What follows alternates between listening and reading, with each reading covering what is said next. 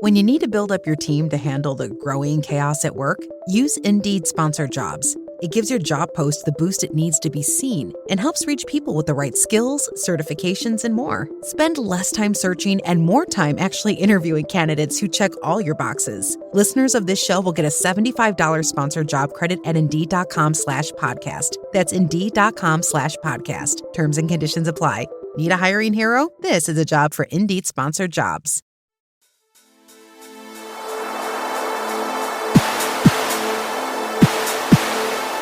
The History of the World podcast, written and presented by Chris Hasler.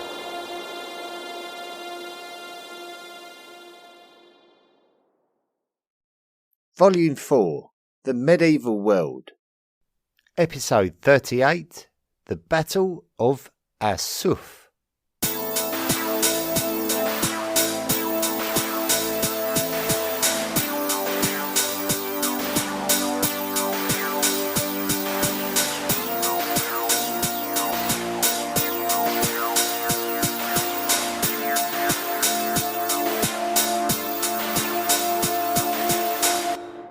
In the last episode of the History of the World podcast, we told the story of the Battle of Hattin.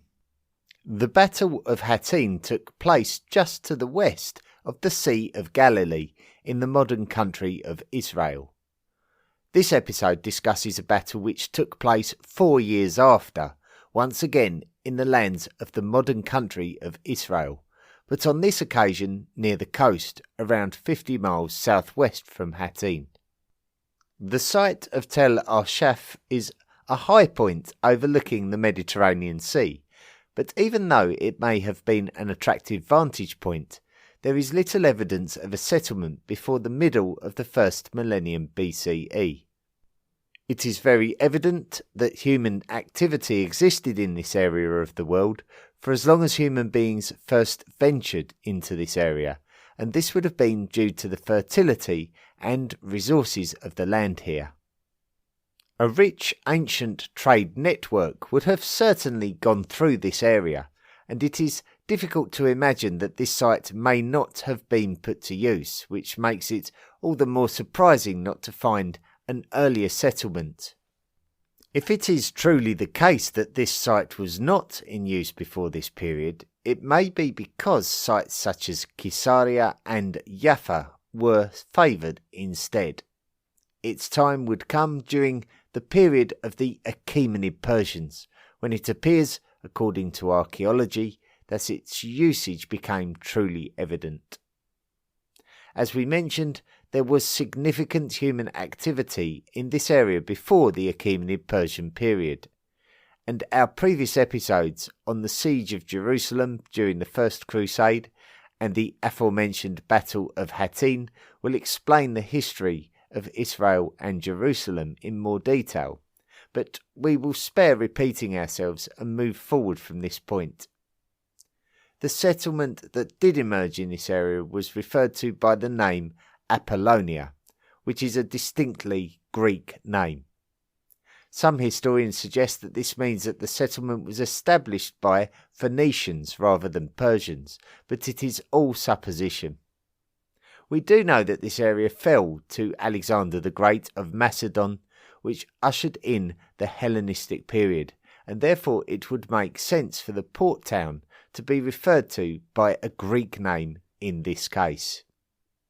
The port town developed over time to become an important centre of trade, and general commercial activities believed to have prospered, and in particular when the Romans took control of the Levant. Due to its eastern location within the wider Roman Empire, the town would quite naturally become a part of the eastern half of the Roman Empire that would become what we refer to as the Byzantine Empire, and at some point during this time the town's name would change from Apollonia to Sozusa in Palestina. The lands of the Levant, similarly to those of Egypt, were always highly sought after and were often targeted by different nations and peoples. The Sasanian Persians attempted to take control of these areas of the Byzantine Empire, and for a period at the start of the 7th century they were successful, meaning that Sozusa in Palestina became a part of the Persian Empire, at least until the Byzantines reconquered the Levant. The expansion of the Rashidun Caliphate from the south into the lands of Syria and the Levant meant that the city would once again change hands, and this could also be when the name Arsuf may have been used due to it being an Arabic name. There was a large Samaritan population within the city at this time of the conquest. Samaritanism is closely linked to Judaism. The Rashidun Caliphate gave way for the Umayyad Caliphate and then, in turn, to the Abbasid Caliphate. The Abbasid Caliphate started out as a powerful nation-state when it took control of the Caliphate, but over time the Abbasids would become weaker, and their existence was only spared due to its holy bloodline connection with the Prophet Muhammad's family. Two major expansions into the Levant were made by two Mamluk dynasties operating from Egypt. Firstly, it was the Tulunids, and then it was the Ikhshidids. The Ikhshidids were conquered by their African neighbours, the Fatimids, and so the region changed hands yet again. During the 11th century, the Arab dynasty of the Jarahids continued to harass the Levantine lands of the Fatimids, until the rise and expansion of the nation of the Seljuk Turks targeted these Levantine lands during the 1070s. When the Seljuk Turks took control of Jerusalem, Christian pilgrimages to the city were quite dangerous, and after the Byzantines called for help following Seljuk aggressions against themselves, the Pope Urban II called for support in order to reclaim Jerusalem from the Seljuk Turks. This prompted the First Crusade to the Holy Land, but by the time the Crusaders reached Jerusalem, the Fatimids had won Jerusalem back from the Seljuks, so the Crusaders successfully battled the Fatimids for control of the city. Now, Arsuf was a part of the Kingdom of Jerusalem established by the Crusaders. The Kingdom of Jerusalem was able to defend itself throughout most of the 12th century. The Fatimids certainly couldn't get back into the Levant after this time, and the Seljuk lands of the Middle East started to fragment under the rule of different dynasties. The Zengids took control of Mosul, Aleppo, Damascus, and the Outremer city of Edessa. But the status of the Kingdom of Jerusalem remained somewhat unaffected. But this was about to change with the replacement of the Fatimids in Egypt by a new regime called the Ayyubids. Ayyubids. The Ayyubid dynasty was named after an ethnically Kurdish statesman to the Zengids called Najm al-Din Ayyub, but it was his son who put the Ayyubids on the world map during the 12th century. The Fatimid Caliphate in Egypt descended into a precarious position as the 12th century progressed, but both the Kingdom of Jerusalem and the Zengids became involved in the politics of Egypt. The Jerusalemites were keen to turn the Ismaili Shia Fatimid state into an extension of Christian Outremer, while the Zengids were keen to turn it towards the Sunni Islam promoted by the Abbasid Caliphate. The son of Ayyub, who we know as Saladin, emerged after a period of turbulent Fatimid politics as the most influential man in Egypt, and as such he would fill the void left by the untimely death of the last Fatimid Caliph. Saladin would move to take control of Egypt, establishing the Ayyubid Sultanate. From this point, the Ayyubids worked to take control of the Hejaz and all the way down to Yemen along the east coast of the Red Sea. Perhaps even more impressive was that in the following decade, the 1180s, they subjugated the states who opened the door of opportunity for them by sending them to Egypt in the first place, namely the Zengids. This meant that the Ayyubids near enough had the whole of Outremer geographically surrounded. The fact that the Ayyubids had to cross through Outremer-held lands to cross from Egypt to Syria and vice versa caused an issue, when one of the local governors attacked an Ayyubid caravan after becoming sick of Ayyubids pillaging within his territory. This was the justification that the Ayyubids needed to launch an attack on the Kingdom of Jerusalem, and after dealing the Jerusalemites a crushing defeat at the Battle of Hattin in 1187, the Ayyubids were able to take city after city, including the capital city of Jerusalem itself, leaving the Kingdom of Jerusalem to be pinned to a small territory on the coast. This would be a serious concern for the Franks, the papacy, and their religious allies back in Europe, and a third crusade to the Holy Land would be prepared for. Angevins. The Angevin dynasty finds its origins in the 9th century in a man called Angelge, who was the first count of the county of Anjou, a landlocked county in the southwest corner of the modern country of France. The county was established after a period of unrest between Franks and Viking raiders. Over the course of the 10th and 11th centuries, the county of Anjou would be at the centre of the tetchy politics of northern France, where the various counties and dukedoms would often be battling with each other. The Normans were to their north, becoming quite powerful, especially after their famous conquest of England in 1066. The Count of Anjou from 1106 was Fulk V, also known as Fulk the Young. Fulk would have 4 children by his first wife, including Geoffrey and Matilda. Anjou was quite a wealthy county by this time, and it was being sized up for political marriages.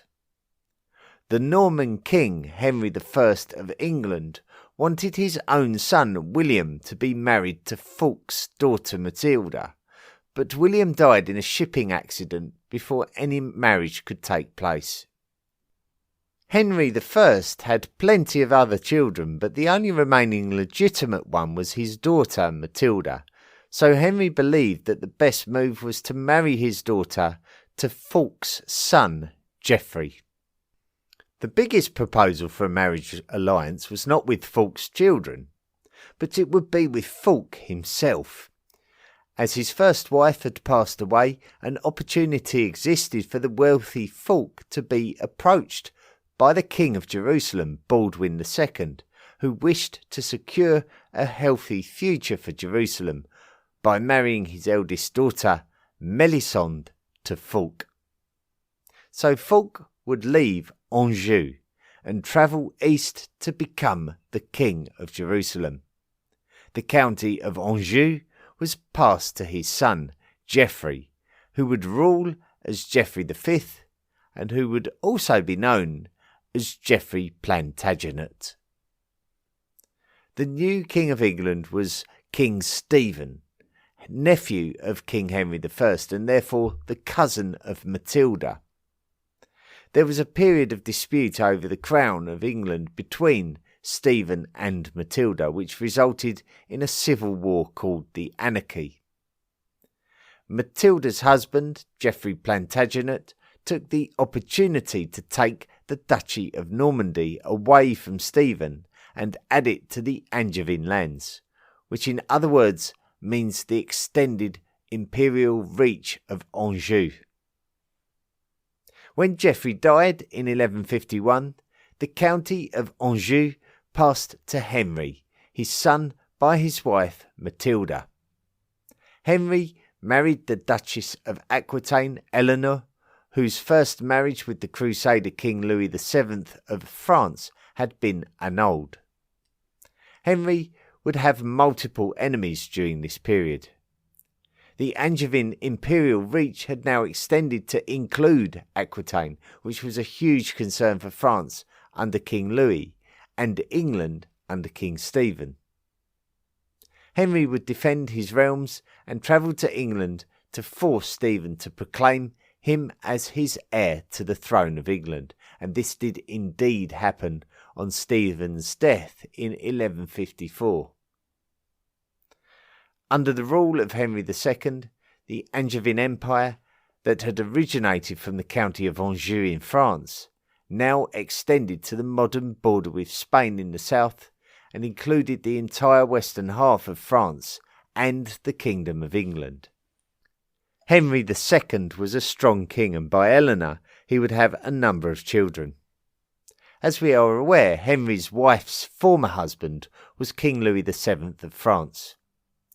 Henry and Louis were enemies of each other, as Louis would look to defend his French possessions and subjects from Angevin expansionism. When Henry's children began to come of age, many would start to rebel against their father in their concern that they would not be granted what they believed that they were entitled to, and to make matters worse, their mother, Eleanor, would support their revolt. One of those children was Richard, who was due to inherit Aquitaine, the duchy of his mother. Saladin. We spoke of Saladin during our episode on the Battle of Hattin. Saladin would not necessarily have been expected to rise to greatness when the Zengids sent him with his uncle to Egypt to influence the politics of the crumbling Fatimid Caliphate during the 1160s. The original purpose was to preserve a Fatimid regime that was favourable to the Zengids.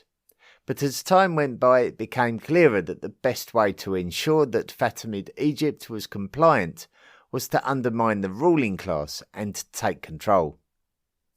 Saladin proved his worth as a capable military statesman while in Fatimid Egypt, and undoubtedly won supporters. The vizier, who was the chief politician in Egypt, died, followed by Saladin's uncle, and then the young Fatimid Caliph, leaving the door wide open for Saladin to take control of Egypt, end the Fatimid Caliphate, and instate the Ayyubid dynasty with himself at the forefront. Saladin was a pious man and an advocate of Sunni Islam. By conquest of Egypt, he would take the nation of Shia Islam over to his ideological preference, Sunni Islam. The Zengids may have considered this to be an extension of Zengid influence, but Saladin viewed himself as the most capable leader of the Sunni Islamic nations and saw no reason why he should bow down to the Zengids.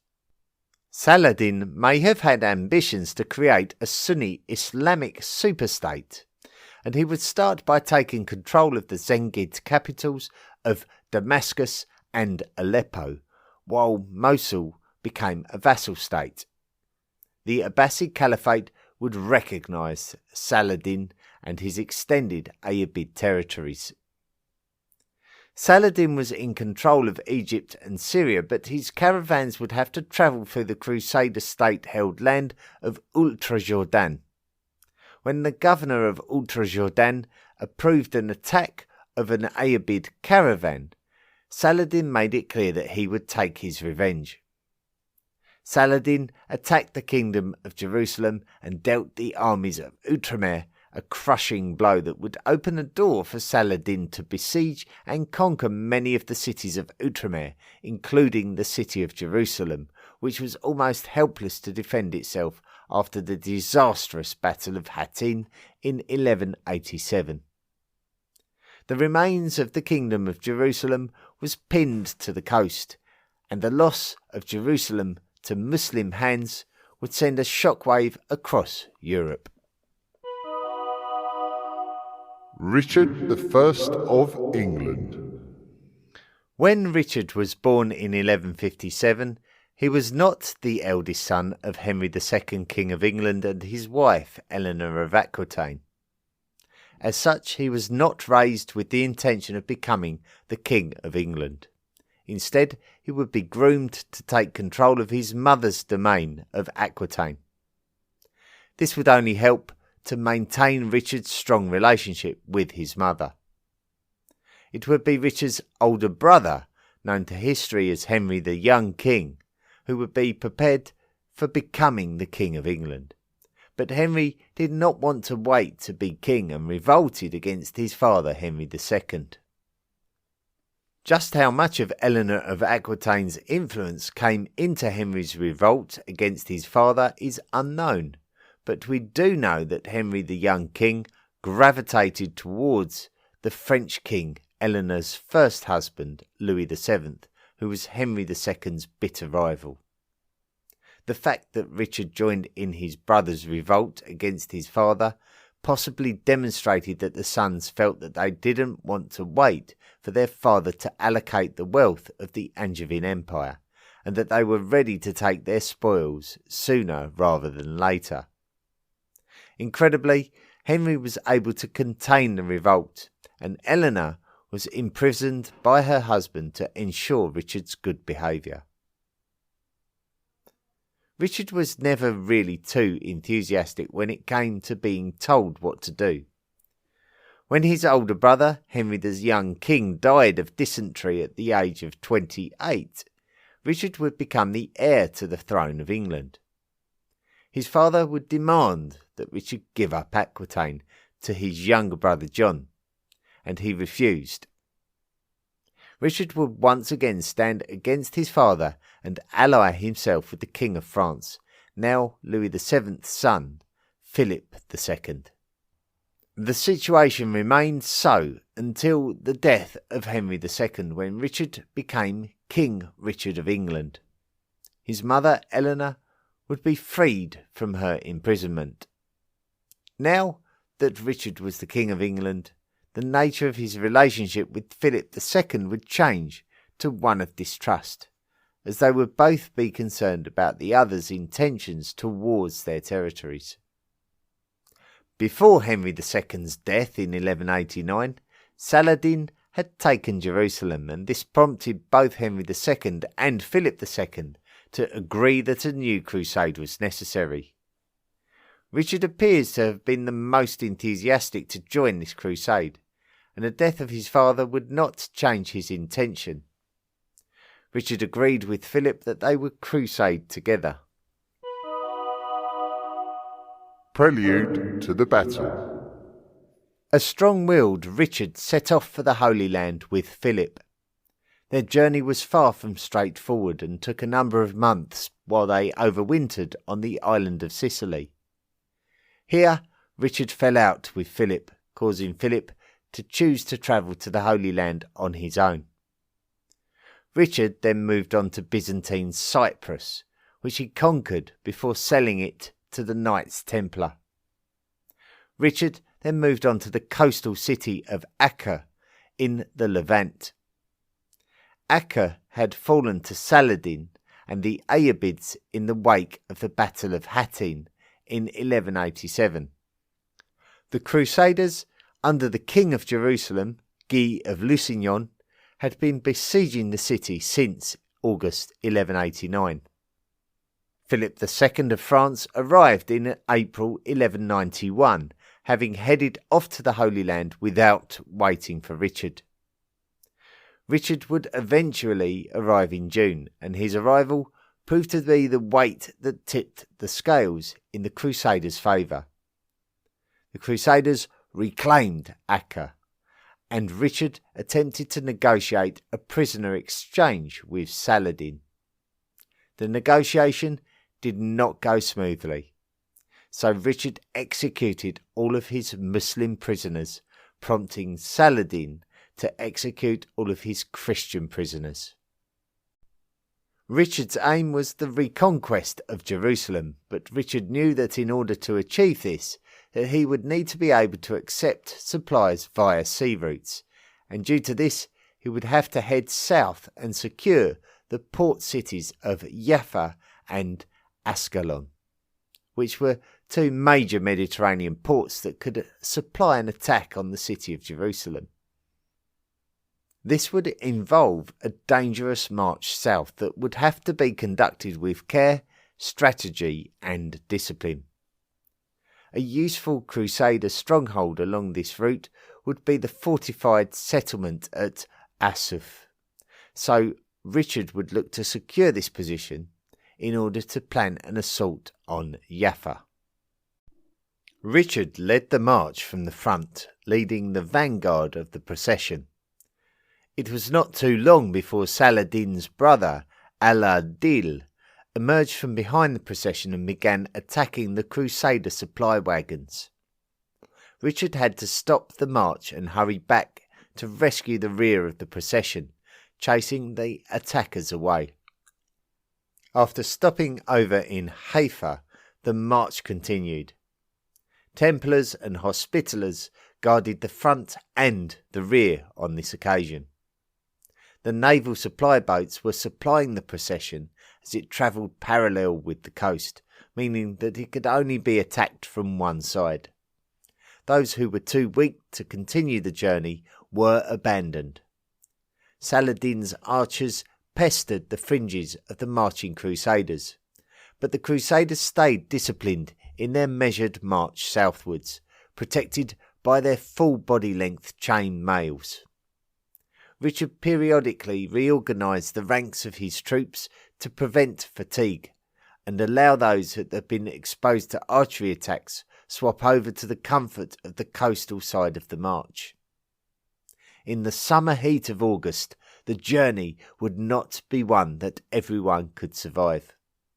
The Ayyubid archers may not have had a huge impact on the armoured infantry, but they would on the knights' horses, and those that fell were feasted upon by the hungry in their desperate will to survive. Richard would have his work cut out for him to maintain the discipline of his troops, especially as some were becoming increasingly impatient, begging Richard to allow them to charge the Ayyubids. Richard would do everything he could to maintain discipline and lift morale. Although it is easy to scrutinise the focus and morale of Richard's army, we should not forget the mood of Saladin's troops too. The laborious pace of the Crusaders' march had tested the patience and resources of the Ayyubid forces too, and Saladin faced similar challenges to Richard in terms of keeping control of his troops. When the Crusaders had to manoeuvre through the wood of Arsuf, an unusual area of forest, Saladin believed that he could attack the Crusaders under the cover of the trees. When Richard awoke on the 7th of September 1191, his scouts soon reported to him that Saladin's scouts were visible. Richard knew that an attack was imminent. The Battle of Arsuf. Richard organised his troops by putting the Knights Templar at his vanguard and the Knights Hospitaller at his rearguard. Different accounts give us a different perspective on what was going through Richard's mind when he was arranging his troops. Was it to ready himself for battle, or was it to continue his march? It is unlikely that Richard wanted to attack Saladin. His aim was the safety of Arsuf, where he could buy the time to reinforce his army. Although some more romantic accounts paint a picture of Richard the Lionheart bravely agreeing to attack Saladin's army. The most popular school of thought is that it was Saladin who attacked. His army was running out of patience and could not afford to allow Richard to reach the fortress at Arsuf. Previously, the Ayyubids had concentrated their archer attack on the Crusaders, but now they would deploy their skirmishers for close quarters combat. they would be supported by the Ayyubid heavy cavalry and archers. Saladin wanted to break the discipline of Richard's ranks, but the Crusaders showed so much discipline that they were able to frustrate the Ayyubids. Specialist javelinists and mounted archers were also deployed to no consequential avail. The flanks of Richard's army did not break ranks. Saladin had the superior numbers and was not able to make a significant impact despite the diversity of skills within his troops, encompassing the various skills throughout the lands of the new Ayyubid Empire. Saladin was unlike Richard in the fact that he would look to avoid becoming directly involved, preferring to be a tactician from afar. Richard was always much more likely to be found in the thick of a battle. However, Saladin knew that his troops were weary after many days of waiting in the field for the battle and frustrated due to their lack of impact. So Saladin joined his son Al-Afdal in a change of focus. Together, they would lead an attack specifically to the rear of the procession, where the Hospitallers were stationed. Saladin was desperate to break the ranks of the procession in order to take advantage of his superior numbers and overwhelm the Crusaders, but Richard was still able to inspire his troops to maintain their discipline and maintain their tightly packed ranks, and even continue the shuffle forwards in the direction of Arsuf. Nevertheless, the Hospitallers were taking the brunt of the attack, and their patience was wearing thin, as they were suffering losses and feeling helpless to prevent them. Their instinct was telling them to attack the Ayyubids, but Richard was demanding that they continue to close ranks and get to Arsuf, which was now close by. The Templars at the vanguard were now on the fringes of Arsuf. Finally, it looked like the goal was achieved, but the Hospitallers at the rearguard were now completely surrounded by the Ayyubids, who had circled around their rear and were constantly bombarding them. Despite their pleas to Richard to allow them to retaliate, Richard insisted that the success of their march relied on the ranks remaining unbroken, despite the inevitable losses in the rearguard. The Templars were now at Arsuf, and began setting up their defences and encampments, and it just required the rest of the procession to successfully retreat into the settlement. The Ayyubids may be able to besiege Arsuf, but at least the Crusaders would be in a defensible supply port. The leader of the Hospitallers was called the Grand Master, and his name was Lionheart and Saladin.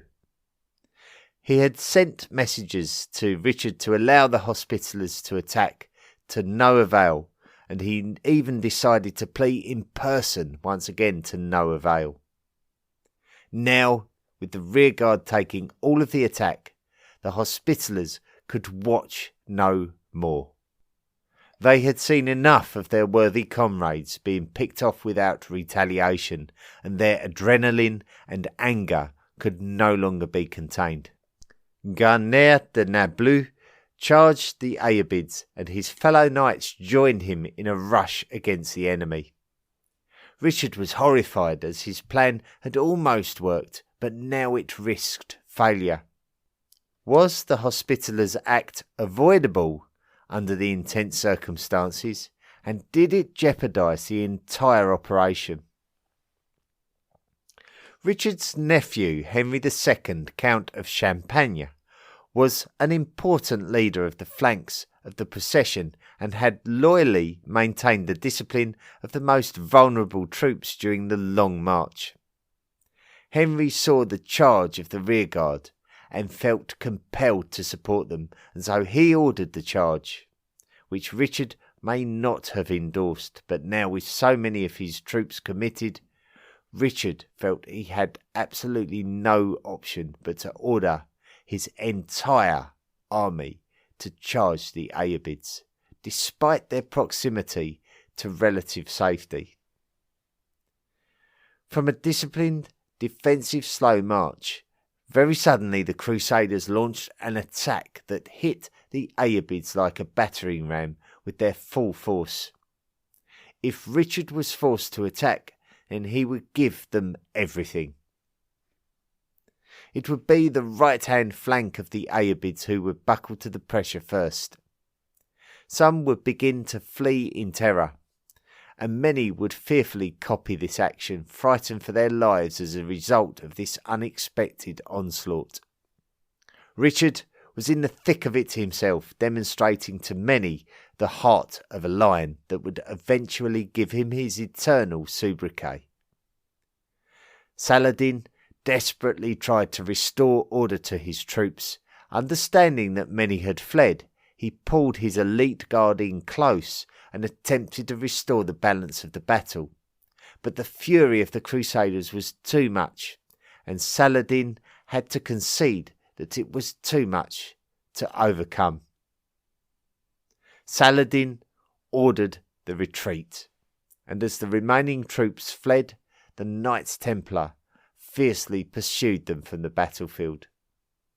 However, before his army could stray too far from the safety of Arsuf, Richard recalled them, and he would be safe to do so, as Saladin and the Ayyubids had now gone and the battle was over. Aftermath. Looking back on the amazing ascent of Saladin since establishing the Ayyubid dynasty in Egypt, it must have seemed at times that he was unbeatable. Successfully taking control of Syria and then taking control of Jerusalem, it was one-way traffic until the arrival of Richard the Lionheart in the Levant. Firstly, the siege of Acre had been broken by the Crusaders before the attack on the Crusader procession at Arsuf was resisted with a successful counterattack. These were Saladin's first major defeats. These were also the legacy-making achievements of Richard I of England, cementing his sobriquet Richard the Lionheart in the memory of history. Certainly, his and his army's achievements at the Battle of Arsuf was a demonstration of determination, discipline and bravery. This also enhanced the reputation of Saladin, as he is seen as a master tactician whose actions in instigating the Battle of Arsuf effectively prevented Richard from achieving his goal of conquering Jerusalem. The Battle of Arsuf was only a defensive victory for the Crusaders. Both Richard and Saladin have gone down in history as two of the greatest military leaders. Richard did eventually take Jaffa and Ascalon, albeit the remains after Saladin had razed both locations to make them less effective. The Crusaders would struggle to advance on Jerusalem during the cold winter, and Saladin would struggle to maintain a sizable army for any length of time. Richard may have been able to take Jerusalem, but it was likely to have resulted in a Pyrrhic victory, when considering the cost to his resources in capturing it and then subsequently defending it. The reality was that with Philip II back home in France after abandoning the crusade after the siege of Acre, Richard would need to head back to Europe to protect his home interests.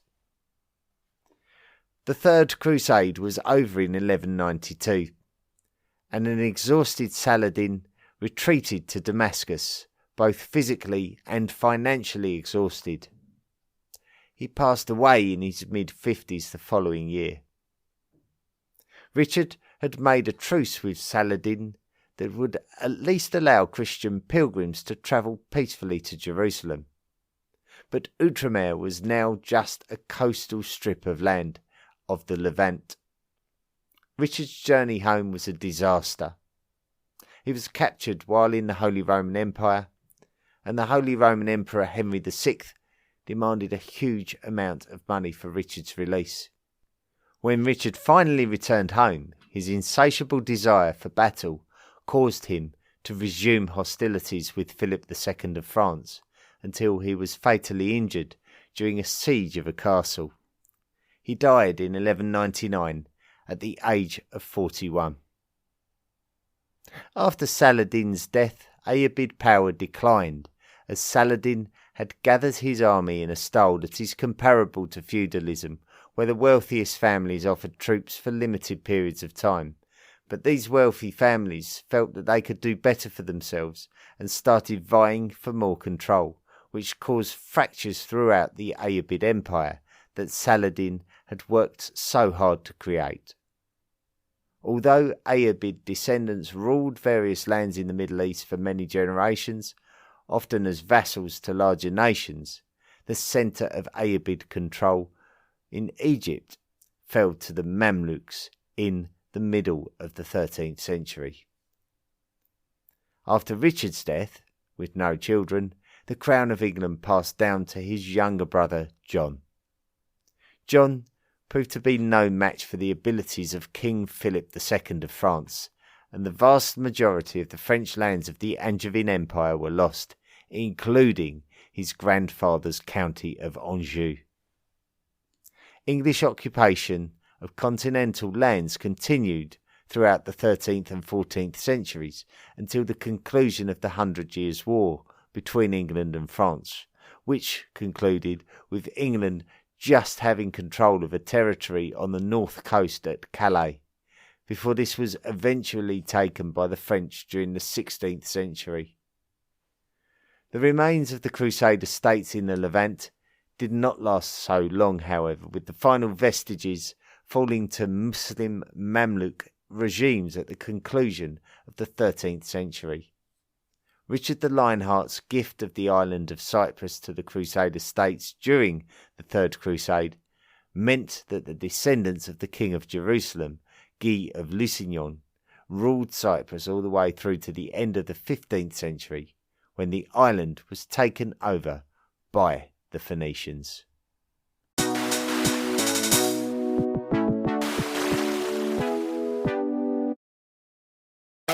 Zootopia 2 has come home to Disney+. Let's go! Get ready for a new case. We're gonna crack this case and prove we're the greatest partners of all time! New friends. You are... Gary the Snake. And your last name? The Snake. Dream Team. And new habitats. Zootopia has a secret reptile population. You can watch the record-breaking phenomenon at home. You're clearly working it. Zootopia 2, now available on Disney+, rated PG. Thank you very much for listening to this week's podcast episode about the Battle of Arsuf. A really wonderful story, and quite as I've said in previous week's episodes. Each battle episode has its own unique story to tell, with its own unique set of circumstances and its own unique set of cause and effect. And we really should, celebrate these episodes as being brilliant insights into some of the great military strategists of history as well, and no less so than Richard the Lionheart and Saladin. So it was a real pleasure to tell this story. It was a good, fun episode to research as well. So thank you very much for listening. If you enjoyed the episode and want to support the History of the World podcast, you can. Just go to the historyoftheworldpodcast.com website, click on the Patreon link, and sign up to make a monthly contribution. Those of you who do make monthly contributions can accrue the right to receive rewards, and this might be just a shout out during the podcast episode, a gift pack, or even mugs, t-shirts, and the right to commission an episode on the subject of your choice. So really are great rewards, and you become a lifelong member of the History of the World podcast Illuminati. So don't waste your time, go there now. The Ancient World Cup. The Ancient World Cup, it's a weekly competition where we vote for who we like to advance. Out of 64 teams originally, we're looking to boil that down to one winner, and each week we knock out a team and we look to see who advances. Now, this week was the second match in the round of 16, and it was a fascinating one this week. It was the Britons versus the Franks. Well, all the votes have been counted up, and we know the results. Of course, the Britons were the residents of the British Isles when the Romans invaded, and the Franks, well, their original story was a sort of coalescence of tribes in the north of France and Belgium, as it is seen as today, and which resulted in King Clovis creating a Merovingian dynasty of Frankish societies that were they were the precursor to France and Germany fundamentally. So the votes were counted up. 57 of you voted. Thank you very much for 57 votes this week. And the winner with 58% of the vote and going through to the quarterfinals are the Franks. So we say goodbye to the Britons. They've had a good run, but they're no longer with us. With 42% of the vote, they are out of the competition. The Franks will go through to the quarterfinals where they will meet the Macedonians. Now, this week, another match between two more round of 16 qualifiers. It will be the Babylonians versus the ancient Egyptians. I suppose the biggest thing that we can recognise the Babylonians for is the law code of Hammurabi. But of course, there were many different guises of the Babylonians. We can go right the way through to the Babylonians who destroyed the Temple of Jerusalem and exiled many of the Jews from the city. Until they were ultimately, or the Babylonians were ultimately conquered by the Achaemenid Persians. The ancient Egyptians, well, what can we say? Those huge pyramids and those 2 millennia of dynasties that dominated our history books for that period of time. So the Babylonians versus the ancient Egyptians. Voting will start on Monday, and you can vote through the Facebook page for the History of the World podcast, the Twitter account, the Instagram page, and the unofficial Facebook History of the World fan group. So 4 places there you can go and cast your vote. So don't forget to check in on us from Monday evening. Listener messages and reviews. We received an email this week from Cameron Pond, who's put, hello, hi there. I am a 48-year-old man living in New Zealand with a wife and 2 young children. I work shifts and am quite busy.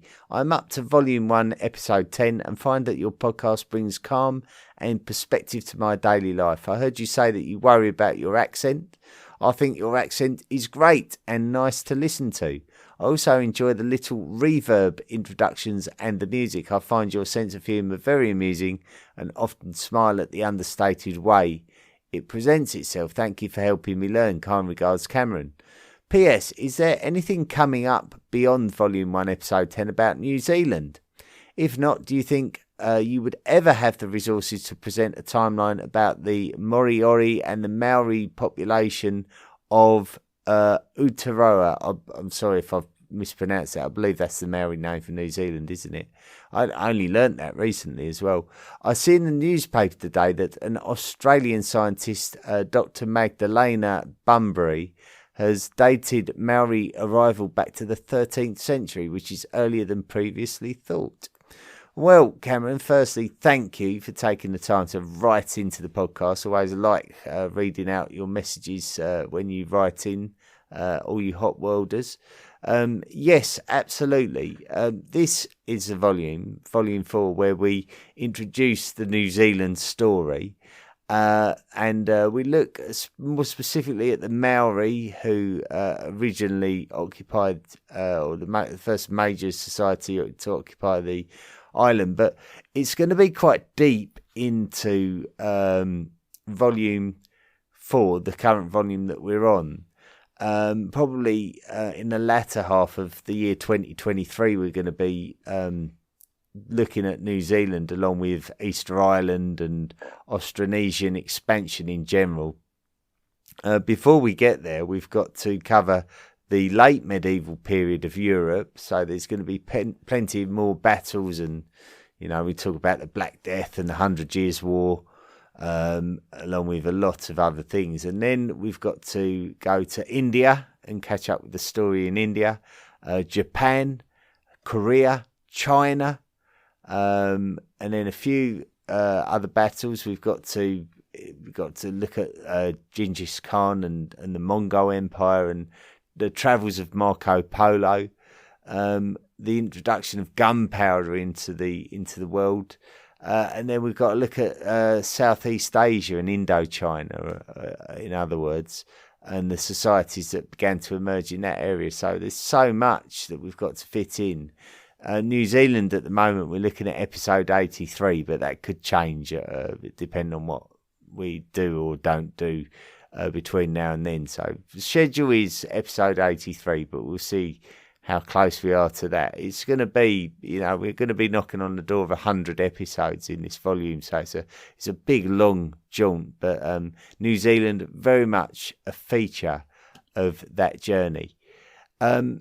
We got a review this week from John Vervallen from the USA, who's put 5 stars. Great podcast. USA here. This is a great pod, and while I finished up with a Ramses profile, I have a long way to go. I find the information very enlightening and look forward to the upcoming ones. Keep up the great work. Well, listen, everyone, don't forget to rate and review the podcast. Don't forget to send me your messages. I'll, of course, read the best ones out. And don't forget to consider making a financial contribution through the Patreon website. So just go and look for me, History of the World Podcast, on Patreon, and sign up to make a monthly contribution. Go and see what rewards you can earn for yourself by doing so. Anyway, that's it for another week. Next week, a switch of focus slightly. We're going to stay in the same era, and we're going to still be talking about crusading kings, but we're going to be looking at the Battle of Legnano, which is very fundamental for the Italian story. And so we were going to be looking at, it's probably a continuation of the conflicts between the papacy and the Holy Roman Empire that led to those battles between the Guelphs and the Ghibellines in northern Italy. So that's a really fundamental battle in the formation of the country of Italy, you should say, or maybe the national psyche of Italy. So that will be next week. Until then, thanks for listening and be good. Study and play come together on a Windows 11 PC. And for a limited time, college students get the best of both worlds. Get the Unreal College Deal. Everything you need to study and play with select Windows 11 PCs. Eligible students get a year of Microsoft 365 Premium and a year of Xbox Game Pass Ultimate with a custom color Xbox wireless controller. Learn more at windows.com/student offer. While supplies last. Ends June 30th. Terms at aka.ms/collegepc. The History of the World podcast, written and presented by Chris Hasler. Please consider making a financial contribution by going to the historyoftheworldpodcast.com website and clicking on the Patreon link. Email the show at historyoftheworldpodcast@mail.com. And don't forget to join our social media at Facebook, Twitter, Instagram and Tumblr. See you next time.